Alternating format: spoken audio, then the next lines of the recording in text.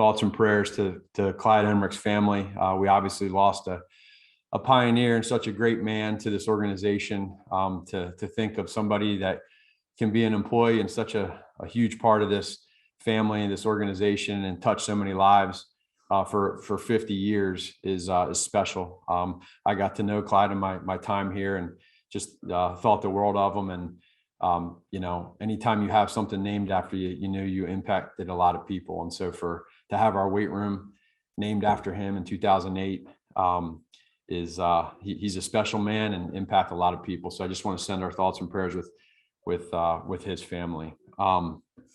As far as returning back here and coming off of the bye week, I think it was good for our players and coaches to get away for a little bit. And now here we go today to be able to start back up with some meetings and get out for our 10-10-10 practice and like I said, get healthy and get ready here for a big week versus a great football team in the Baltimore Ravens. Injury wise, there's no change from what we discussed my last time talking with everybody. The one minor change that we do have would be today we're going to start the 21-day practice window with Teven Jenkins and Deion Bush. So that's obviously good news. Everybody else, there's no change with that. So with that, I'll go ahead and open up to any questions y'all might have. Great. First question, Pat Finley. Hey, Matt, how are you? Good, Pat. How you doing? I'm all right. Let me turn my video on here. A couple of questions about Jenkins. Where is he physically? What were you looking for to open this window? And when he comes back, is he on the right? Is he on the left? And how are you going to massage that between, Jason, who's filled in admirably, and this guy that I'm sure you want to get a look at?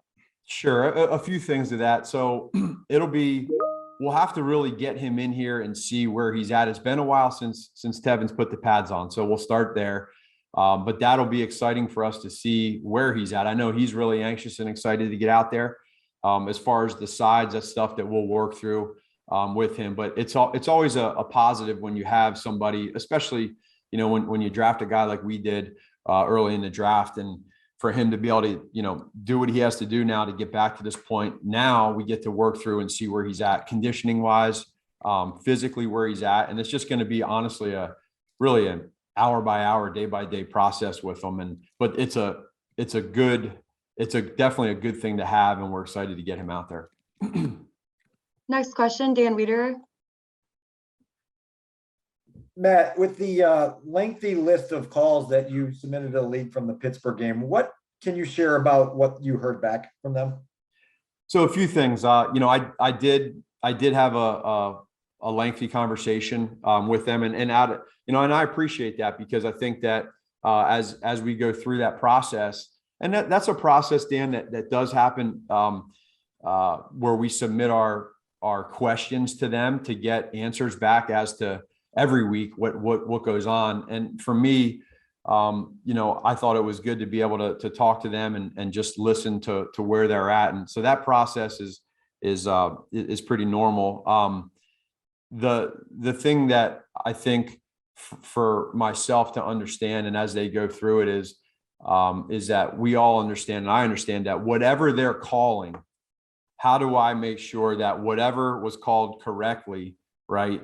Why did that happen? And if there was something that was incorrect, and there's something that they feel like, they missed, or they feel like we could work on, and they're going to help me out and help us out as coaches, so we can teach it properly and they can get better too. And you go through the whys. So, the discussions that I have with them, I'm obviously going to keep that between us. And I think that's only the right thing to do, but I do appreciate their honesty going through it. And now what I need to do, Dan, as a coach, is I need to make sure that I go through with our guys and just explain how things went, and then also understand the rules, because there's some ones in that game that you learn from different ways, and it helps us understand all that. So I know it's kind of a long-winded answering that, but at the same time, that's where we were last week. And now the big key now, Dan, is for us to understand that there's nothing we can do to change anything in that Steelers game. So what we have to do is reshift our focus to a big game this week against Baltimore.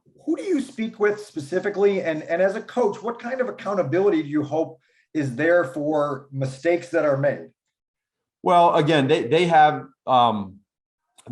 ways of how they handle that, and that's with them. And just like we do as coaches, we have our own ways and internally and how we deal with all that. So in the end, for us, I think it's very important for our players and our coaches to know where we stand as a team in understanding the rules of the game and how you play it. And then also too, like, the penalties that go on or don't get called, understanding the why part. So the accountability part, that's bigger than where I'm at right now. And so I can't, there's nothing there's rules set in place for them, for us, for everybody. So I think the biggest thing to understand is our team knowing that, I try to do everything I can for the why part so that it doesn't happen anymore, because we need to be better in that area. And that starts with me. And so the way I look at that is, okay, how do we get better in that area? And what are the answers as to what they gave me? And now let's move on and let's be a better football team for it. Next question, Hub Arkush. Hey, Matt, good to see you. Hey, Hub, how are you? Good, thanks. Generally, the bye week is a period of some self-scouting, self-evaluation, trying to figure out what's next. I'm curious what your general observations are. And then one specific question, the biggest change, at least statistically, over these last 4 weeks has been the struggles with the run defense. And I'm wondering what you're seeing there in particular. Yeah, no, you know what? It's always fun for us as to be able to go through the self-scout. And when you have you're able to kind of just step back and see, okay, what do we got to do more of or do less of? And you look at some things where we need to improve, and we know where that's at. And we're going to emphasize that really in all three phases. You brought up the, stopping the run. There were some big outliers there, especially I think in particular that San Francisco game where, boy, they were really running the ball well against us and had some long drives, and yards per rush attempt was high. But for the most part, I really have thought that, for most of the season, we've done a good job at being able to stop the run until a few outlier games. And that's where we got to like reel it in and say, okay, hey guys, why, what is that? And so Sean and those guys, they give their reports. We go through it as a staff, a million different ways, in all three phases. And then we really focus on the outliers. And so we want to be better. We know we got to be better stopping the run. It starts there. It just as it starts on offense with being able to run the football. So I know our coaches are all over it, and that's something that here, the second part of the season, we need to start there and get better there. Next question, Mark Potash. Matt, quick question on Teven Jenkins. Just to clarify, do you envision a scenario in which he is healthy and activated, but yet does not play a snap in the regular season because he's got Jason Peters in front of him? Again, we're working through all that. I do know this. I'll go to the other side of that question with Jason Peters. I think everybody has seen what he's been able to do since he's been here from the very first day, and I have a ton of respect for him as a player and a person. I think Ryan Pace and our personnel did a phenomenal job of finding him. It's a crazy story of just him coming in here like he did and getting ready for that Rams game. And now when you go through and look at what our offensive line is doing right now, he's a big part of that. And so we'll work through all of that. Jason's a great leader. And I think the biggest part of that, Mark, is probably that when you start getting guys back, it provides some depth. And this is a physical game. And so for us now, we got the second part of your question is Teven and letting him get back into practice and see what feels good, what feels right. And then, but he does look good. I mean, like I feel like strength wise, he, without pads and stuff, he looks pretty good. So we'll rely on Juan and Donnie and just see where they're at and continue to communicate with Teven and work through all that. And with regard to the self-scouting, you do that every year, like Hub said. But you have a somewhat unique situation with Justin Fields, a kind of a dynamic, unique kind of talent, where you're learning him as much as he's learning you. I know you don't want to give away secrets, but did the self-scouting reveal anything on either side of that, especially with regard to the coaching staff as far as how to use them? Do you think that will improve the way you use them by having had a chance to self-scout and see exactly what you're doing, what you did right and wrong with him?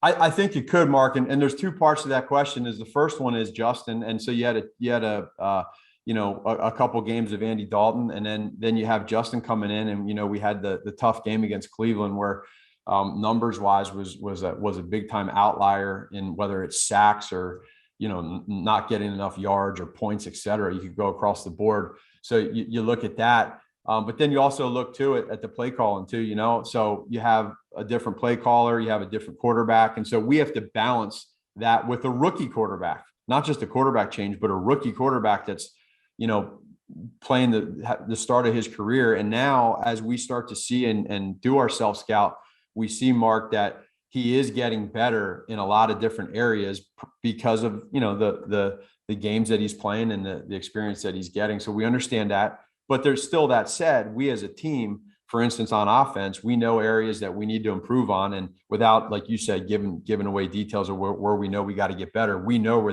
where there's some specifics there. So that's where we've kind of lasered in on as we move forward. Thank you. Next question, Herb Howard.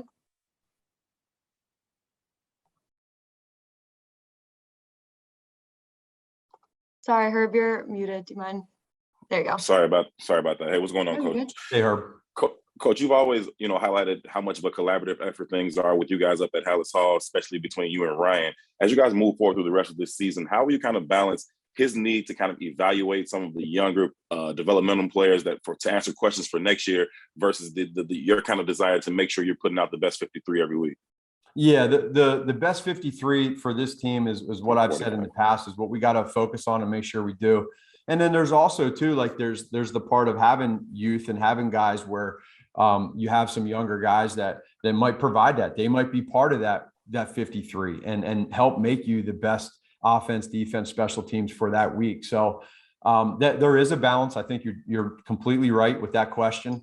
But that's really every team right now. But for us, we're looking at, hey, we know where we're at right now, where we sit record wise. We know where we sit identity wise and where we want to go. And now it's just a matter between myself, Ryan, and our coaching staff of putting it all together, talking it out and figuring out what's best. And then whatever decisions we make, we have no regrets and we roll with it. All right, a couple more. Next question, Alex Shapiro. Hey, Matt. You nearly got Jimmy Graham a touchdown last week. Now with the bye week, a little time off, and then having him a little time off on the reserve COVID-19 list, is that giving you time to kind of reevaluate his role in the offense, or maybe different ways how you can get him going in the second half of the season here?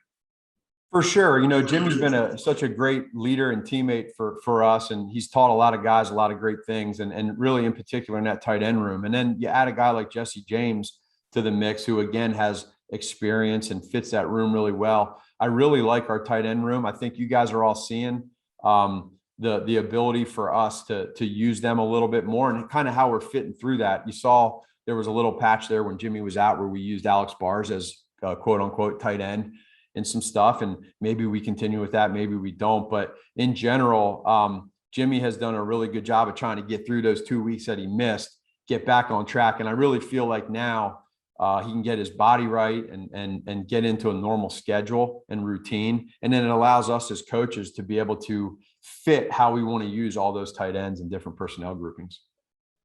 Next question, Dan Wiederer. Man, another one on Teven. As a coach, knowing him the way you know him at this point, how do you go about getting him in a mindset so that he's not trying to make up for 3 lost months in 3 weeks, and making sure that he has enough exhale about him to approach this the right way? Yeah, for sure. He's a guy that loves to play. And so we have to be able to temper him a little bit and calm him down and protect him from himself. So by focusing on, you got the mental side, you got the physical side, but then also us communicating with him, Dan, and saying, okay, how'd you feel today? And we'll see it on tape. We'll see how he is. He's a competitor. Y'all saw that when we drafted him. You see the type of mean streak that he has. You see the type of how much he loves football, how much his teammates, really appreciate him and he appreciates them. So I think what'll happen is it'll all just kind of play itself out as we go here and see how things are. And then in the end, we just got to all really over communicate and see where he's at. But it is exciting to be able to get him back out here. Last question, Pat Finley.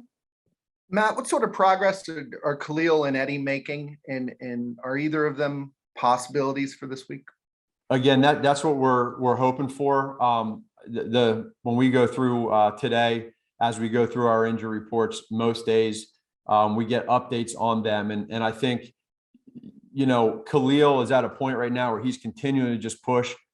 Every day matters to get closer and closer. And I know our training staff and our doctors are doing everything we can. So we'll just have to figure out and see, as the week progresses, how he is. The same with Eddie too. I know the thing with those guys is that they want it so bad. When that injury happened to Eddie and that second or third play, you want to talk about frustration, because he wants to be out there and really continue to play and help his teammates out. And so I know that they're all really trying like heck to get back there, and our trainers are too. And I think the bye week they just had, being able to really spend some extra time on it is good. So we literally got to, like we have every week, we got to have a plan if they are up, and we got to have a plan if they're not up. And that's where, defensively for Sean, he's got to work through that. And then we just got to see what Andre and Khalil and Eddie, what they tell us about themselves. And then we got to be ready to go whichever direction it is.